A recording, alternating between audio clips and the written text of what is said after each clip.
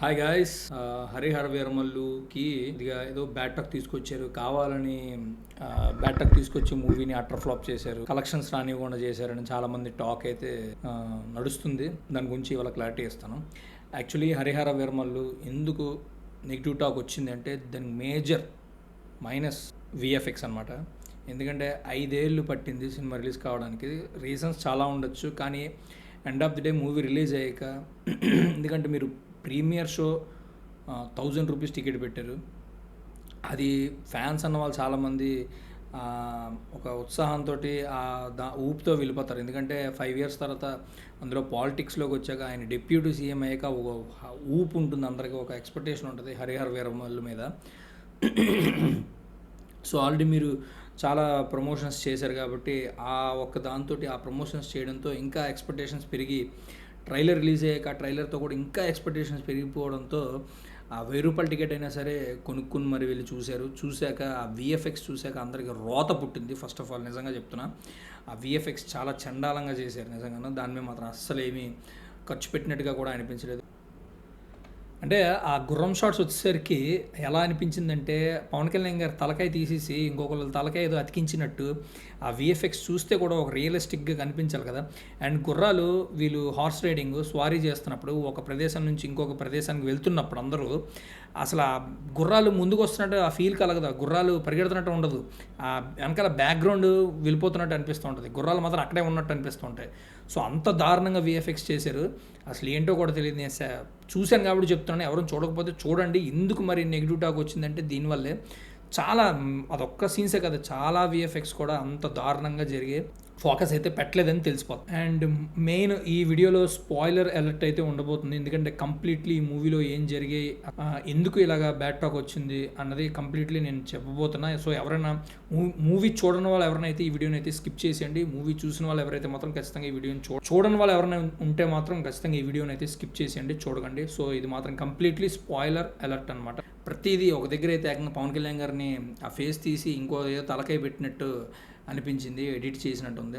ఒక అమీర్పేట్ విఎఫ్ఎక్స్ అంటున్నారు అందరూ కూడా, అది నిజమే, అందులో ఎలాంటి అబద్ధం లేదు. ఎందుకంటే మూవీ చూసిన వాళ్ళకి మీకు తెలుస్తుంది. ఎవరైనా చూసాక మీకేమనిపించేది కింద కామెంట్ చేయండి. ఎందుకంటే నేను చూశాను కాబట్టి, నేను ఆ ప్రీమియర్ షోకి వెళ్ళి 1000 రూపీస్ బొక్క పెట్టుకుని ఆ బాధతోటి మాట్లాడుతున్నాను. ఎందుకంటే పవన్ కళ్యాణ్ గారు నేను ఒక అభిమాని. ఎందుకంటే ఆయన మూవీస్ చూసి పెరిగిన వాడిని, మెగాస్టార్ చిరంజీవి గారివి అండ్ పవన్ కళ్యాణ్ గారివి వీళ్ళ మూవీస్. సో పవన్ కళ్యాణ్ అంటే కూడా నాకు సినిమాల పరంగా కన్నా ఒక గుడ్ హ్యూమన్ బీయింగ్ అయింది. ఎంత ఎదిగినా ఒక అంటే డౌన్ టు ఎర్త్. సో ఆ విధంగా నాకు చాలా ఇష్టం పవన్ కళ్యాణ్ అంటే. అయినా సరే నేను డిసప్పాయింట్ అయిపోయినా మూవీకి. ట్రైలర్ చూశాక ఒక ఎక్స్పెక్టేషన్ పెరిగింది. కోహినూర్ డైమండ్ మీద అంటే అదొక చారిత్రాత్మక సినిమా కాబట్టి మంచి వేలో తీసుకెళ్తారు మూవీని, ఒక మంచి స్క్రీన్ ప్లేలో ఉండబోతుంది. ఎందుకంటే స్టిల్స్ చూసి పవన్ కళ్యాణ్ గారివి అండ్ ఆ కాస్ట్యూమ్స్ చూసి అండ్ ఏదైతే ఒక గ్రాండ్గా చూపించారో ట్రైలర్ కొన్ని అవి చూడడం వల్ల నాకు ఇంకా ఇంట్రెస్ట్ పెరిగి. క్రిష్ గారు ఎప్పుడైతే తప్పుకున్నారో చాలా మందికి ఎక్స్పెక్టేషన్స్ పడిపోయి యాక్చువల్లీ ఎవరు హోప్స్ లేవు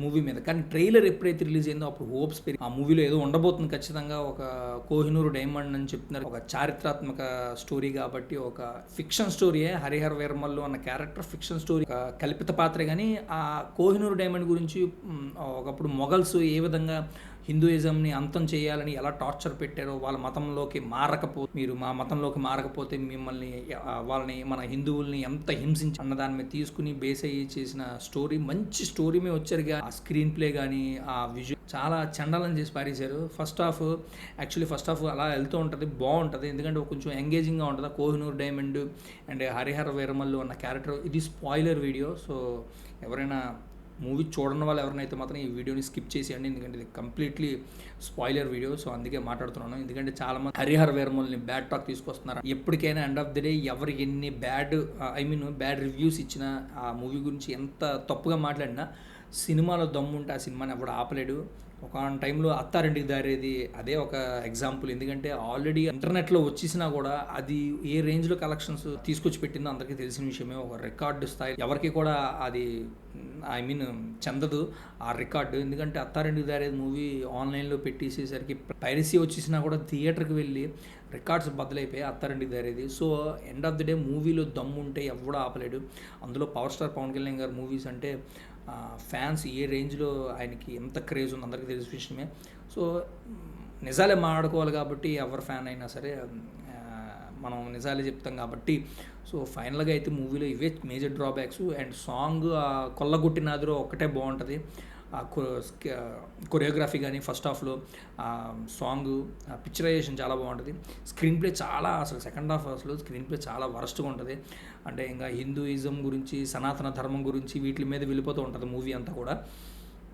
ఇంకా క్లైమాక్స్ ఆ గ్రాఫిక్స్ చూస్తే నాకు నిజంగానే అంటే గాల్లో ఎగిరిపోవడం, వీళ్ళందరూ ఈ ఔరంగజేబు, బాబీ డియోల్ సైన్యం ఎవరైతే వాళ్ళందరూ ఎగిరిపోతూ ఉంటారు. బాబీ డియోల్ మాత్రం ఏంటో అలా నించుంటాడు.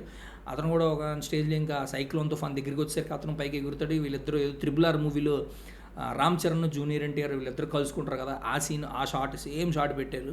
అక్కడతో ది ఎండ్ అని పార్ట్ 1 ది ఎండ్ అని ఇచ్చారు. యాక్చువల్లీ పార్ట్ 2 కూడా అవసరం లేదని చాలామంది అంటున్నారు, కానీ పార్ట్ 1తో అసలు క్లోజ్ చేసేయచ్చు మూవీని. బాగా సాగదీసి పార్ట్ 2 దాకా మళ్ళీ పెట్టుకున్నారు. ఏముంటుందో మరి పార్ట్ 2లో తెలియదు. ఇంకా హరిహర వీరమల్లో ఉన్న క్యారెక్టర్ని చూపించడం అయితే బాగానే చూపించారు, కానీ ఇంకాస్త బాగా ప్రజెంట్ చేసి ఉంటే బాగుంటుంది. అంటే ఎంగేజింగ్గా కూర్చోబెట్టి వచ్చిన ఆడియన్స్ని ఆ 1000 రూపీస్ ప్రీమియర్ షో పెట్టి 1000 రూపీస్ అయినా నెక్స్ట్ డే మీరు టికెట్ రేట్ తగ్గించిన 600-700 రూపీస్ పెట్టినా అది వర్త్ కాదు. ఎందుకంటే ఆ గ్రాఫిక్స్ అలా ఉన్నాయి, అంత వరస్ట్గా. ఎందుకు అసలు దాని మీద ఎందుకు ఫోకస్ చేయలేపారు గ్రాఫిక్స్ మీద? ఫస్ట్ ఆఫ్ ఆల్ మీరు ఆ గ్రాఫిక్స్ మీదైనా కనీసం మీరు చాలా బాగా చేసి ఉంటే. ఇప్పుడు వార్ 2 ట్రైలర్ రిలీజ్ అయింది. వార్ 2 చూస్తే అసలు నాకు ఎన్టీఆర్ గారిది, హృతిక్ రోషన్ గారి వీళ్ళిద్దరిది గూస్ బంప్స్ ఆ హాలీవుడ్ మూవీ చూసినట్టు అనిపించింది. ఆ టైప్లో గ్రాఫిక్స్ ఏమైనా చేసుంటే హరిహర వీరమల్లికి తీసుకెళ్ళి నిజంగా సినిమాని ఎక్కడో పెడతారు ఫ్యాన్స్ అనే కాదు, ప్రతి ఒక్క ప్రేక్షకులు. అసలు గ్రాఫిక్స్ ఏంటంటే అది గ్రాఫిక్స్లో లేదు, అంత బాగా చేశారు. హరిహర వీరమల్లు క్యారెక్టర్ పవన్ కళ్యాణ్ గారు కానీ ఆ గ్రాఫిక్స్ కానీ ఫైట్స్ కూడా చాలా బాగా మంచిగా కంపోజ్ చేసుకున్నారు. కానీ ఆ గ్రాఫిక్స్ మీద ఎఫర్ట్ పెట్టుంటే నెక్స్ట్ లెవెల్ ఉండేది మూవీ. తర్వాత స్క్రీన్ ప్లే మీద కూడా ఇంకొంచెం ఎఫర్ట్ తీసుకుని ఇంకొంచెం బాగా ఆలోచించి సెకండ్ హాఫ్లో ఫస్ట్ హాఫ్ ఎలా అయితే తీసుకెళ్లారో సెకండ్ హాఫ్లో అలాగే వెళ్ళి ఉండుంటే హరిహర వీరమల్లు దొంగ క్యారెక్టర్ని చూపించారు కదా, పవన్ కళ్యాణ్ గారు ఒక దొంగలాగా చూపించారు కదా, ఆ క్యారెక్టర్ మీద అలా తీసుకెళ్ళి ఒక టైంలో ఎండ్ మంచి జస్టిఫికేషన్ ఇచ్చిండుంటే క్లైమాక్స్లో ఇంకా చాలా బాగా అనిపించేది. కానీ ఎటేటో వెళ్ళిపోతూ ఉంటుంది మూవీ. సనాతన ధర్మం అంటారు, మళ్ళీ అక్కడ ఫైటు, అక్కడ బీజిఎం బాగా ఇచ్చారు. అందులో వంక పెట్టడానికి అయితే ఏం లేదు, ఎందుకంటే కీరవాణి గారు మ్యూజిక్ మాత్రం చాలా అద్భుతంగా ఇచ్చారు, అందులో నో డౌట్.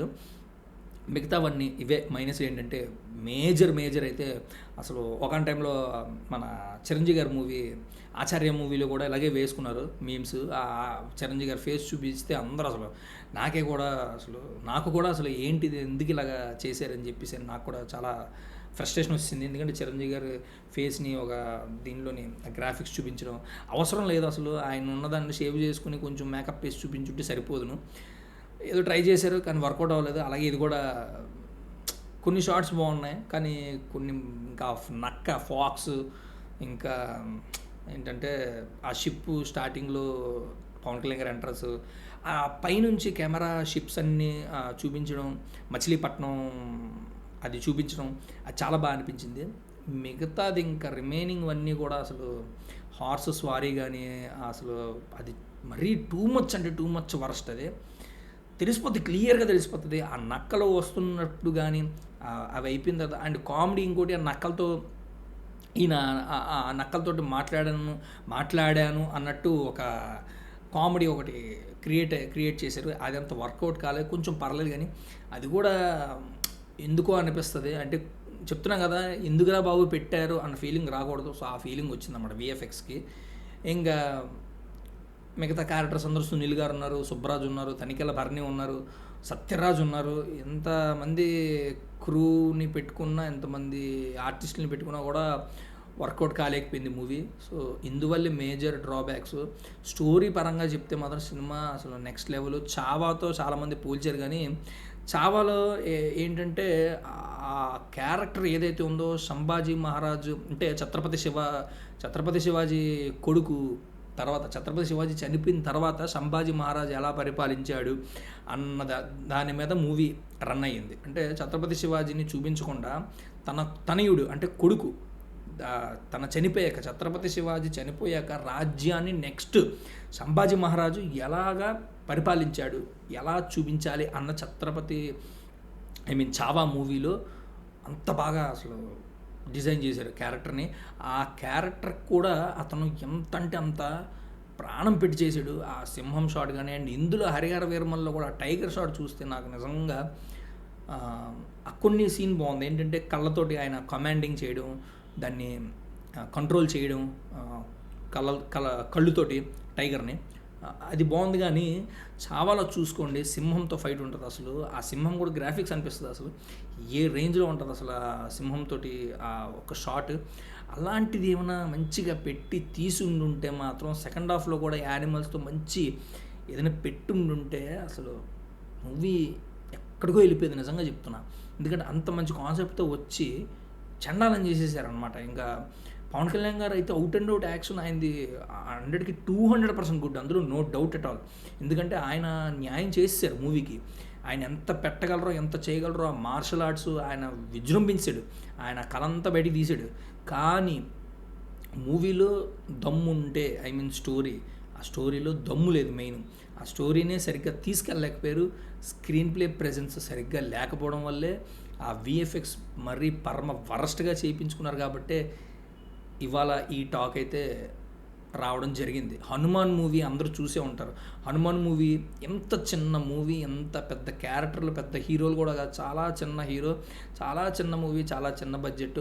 ఆ చిన్న బడ్జెట్లోనే హనుమాన్ మూవీ ఎంత కలెక్షన్స్ కలెక్ట్ చేసిందో తెలిసిన విషయమే. గ్రాఫిక్స్ ఎంత బాగుంటాయో అసలు, వాళ్ళు పెట్టుకున్న బడ్జెట్లోనే ఆ గ్రాఫిక్స్ని ఎంత బాగా చూపించారు అందరికీ తెలుసు. అలాగే చూపించుంటే 'హరిహర వీరమల్లో' కూడా next level top notch movie నిజంగా పవన్ కళ్యాణ్ గారికి. ఎందుకంటే after long time 5 years almost movie 2020లో రిలీజ్ కావాల్సిన మూవీ కరోనా, కోవిడ్ వల్ల, తర్వాత ఆయన పాలిటిక్స్లోకి జంప్ అవ్వడం వల్ల డిలే అవుతూ వచ్చింది. ఇంకా ఉస్తాద్ భగత్ సింగ్ ఉంది, అండ్ ఓజీ కూడా ఉంది. ఓజీ కోసం చాలామంది వెయిటింగ్. ఇంకా అసలు హరిహర వీరమల్లు మీద అసలు ఎక్స్పెక్టేషన్స్ ఎవరికి లేవు. ఎప్పుడైతే ట్రైలర్ వచ్చిందో అప్పుడు ఎక్స్పెక్టేషన్స్ పెరిగిపోయి చాలామందికి. అందుకే ఆ ఎక్స్పెక్టేషన్స్ పెరిగిపోవడం వల్లే ఈ విఎఫ్ఎక్స్ చూడడం వల్ల రోత పుట్టింది అందరికీ. పైగా స్టోరీలో దమ్ము లేకపోవడం, ఆ స్క్రీన్ ప్లే, ఇవన్నీ సరిగ్గా లేవు. సునీల్ గారిని పెట్టారు, కామెడీ ఏమైనా పోను ఉందా అంటే ఫస్ట్ హాఫ్లో వెటకారంగా పవన్ కళ్యాణ్ గారి ఆయన వెటకార కామెడీ ఉంటుంది చూసారా, అదే పండింది తప్పితే సునీల్ దగ్గర నుంచి పడి నవ్వాము, అబ్బా చాలా సంవత్సరాల తర్వాత నవ్వుకున్నాము అన్నట్టు ఎంటర్టైన్మెంట్ అయితే ఏమీ లేదు మూవీలో. ఓన్లీ పవన్ కళ్యాణ్ గారి మీద మొత్తం అంతా వెళ్ళిపోతూ ఉంటుంది.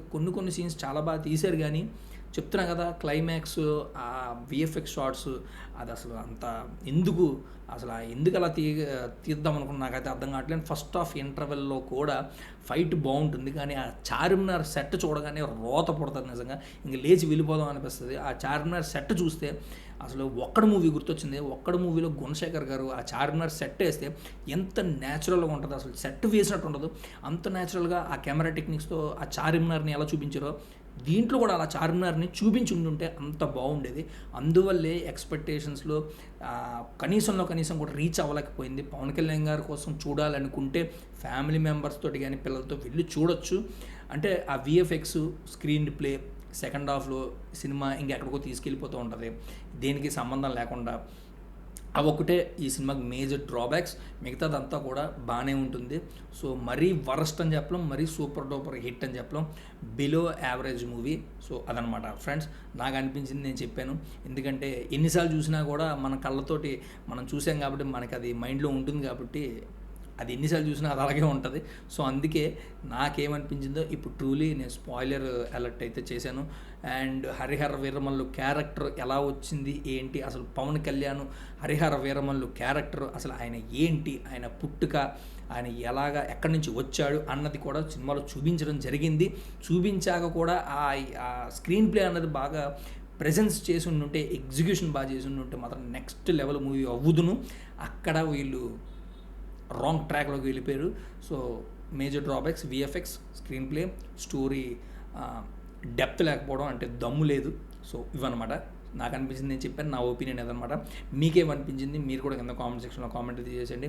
సో ఇంతే గైస్, నా వీడియో కనుక మీకు నచ్చినట్లయితే లైక్ చేయండి, షేర్ చేయండి, మీ ఫ్రెండ్స్ అండ్ ఫ్యామిలీ మెంబర్స్ కూడా షేర్ చేయండి. ఎవరైనా కొత్తగా చూసిన వాళ్ళైతే ఇప్పుడే సబ్స్క్రైబ్ చేసుకోకపోతే ఇప్పుడే సబ్స్క్రైబ్ చేసుకోండి. పక్కన బెల్ ఐకాన్ ఆన్లో పెట్టుకుంటే ఫర్దర్ నా వీడియోస్ మిస్ కాకుండా చూడగలరు. సో నేను ఈ వీడియోకి నేను ఎక్స్పెక్ట్ చేసేదైతే ఒక 5,000 నుంచి 10,000 వ్యూస్ అయితే ఎక్స్పెక్ట్ చేస్తున్నాను. అండ్ సబ్స్క్రైబర్స్ కూడా ఇప్పటిదాకా 273 సబ్స్క్రైబర్స్ దాకా రీచ్ అయ్యాను. సో గట్టిగా ఎవరైనా చూస్తుంటుంటే మాత్రం నా వీడియోలు మాత్రం ఫర్దర్గా నా వీడియోస్ కానీ చూడాలనుకుంటే సబ్స్క్రైబ్ చేసుకోండి. ఫర్దర్ నా వీడియోస్ మిస్ కాకుండా చూడగలరు.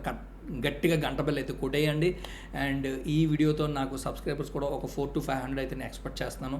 సో ప్లీజ్ సబ్స్క్రైబ్ చేసుకోండి. లైక్ చేస్తేనే యూట్యూబ్ చాలామందికి రికమెండ్ చేస్తుంది కాబట్టి సో ప్లీజ్ లైక్ చేయండి. Thanks for watching. Take care. Bye bye. Jai Hind.